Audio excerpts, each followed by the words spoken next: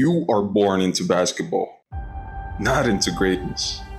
Not yet, but into expectation. When you grow up? A basketball player.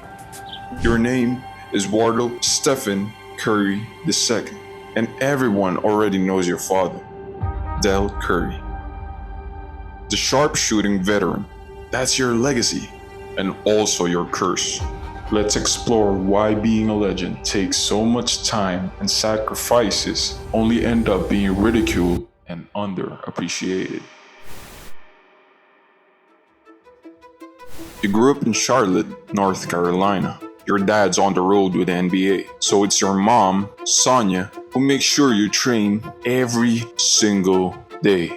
You shoot in courts too big for your frame against kids who laugh at your size, your voice, your build. But you shoot anyway, and you don't stop. You get passed over by the big schools. Duke, UNC, they don't want you. They say you're too small, too skinny, not built for this. So you go to Davidson, a small school no one talks about, but you show up like it's the finals. You scored 40 against Gonzaga. You lead Davidson on a historic March Madness run. America learns your name, but scouts still whisper, this kid's not NBA material. This kid's just a college shooter.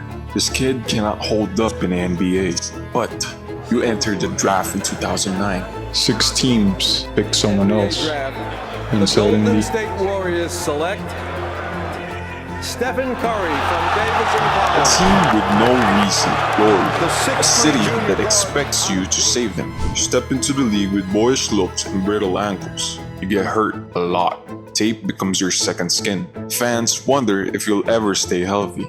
These injuries almost ended your career, and you began to wonder too. But you grinded, and you didn't stop. And in 2013, you erupt. You hit 272 threes. You dropped 54 at Madison Square Garden. You changed the geometry of the game without asking for permission. They call you the baby-faced assassin. You smile, and then you destroy them from 35 feet out. By 2015, you're the MVP. By 2016, you're the unanimous MVP. The first in NBA history. They build a dynasty around you. 4 championships in 8 years. 73 wins in a single season. You're the cornerstone, the cheat code, the revolution. But it still sucks to be you. Because every time you lose, they say it's your fault. You drop 30, but they ask why you missed the clutch shot. You win a title, and they say it's because of Durant. You lose a title, and they say you're overrated. You give your body, your time, your soul. You break your hand in 2019. You come back just in time for a pandemic. Your teammates fall. You carry the team alone. Even then, they wonder if your legacy is real.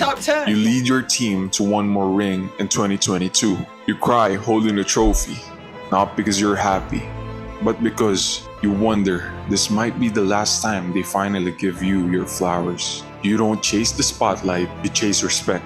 But the spotlight follows, even when it blinds. And when you do speak, you preach hard work, discipline, patience, but they call you soft. You've done more for the game than most Hall of Famers. You changed how the world plays basketball, from kids at the Y to guards in Tokyo. But you'll never be loved like Kobe. You'll never be feared like Jordan. You'll never be respected like LeBron or Stephen Curry. The revolution no one wanted until they needed it. And every time you rise, someone waits to tear you down. Because when you shoot from deep, it looks easy. And people hate what looks easy. They forget the blood, the tape, the years of being told you're not enough. Will it prove that you're in the same category as LeBron, Jordan, and Kobe? And do you push through this injury that holds you back from having a chance to be a champion once again?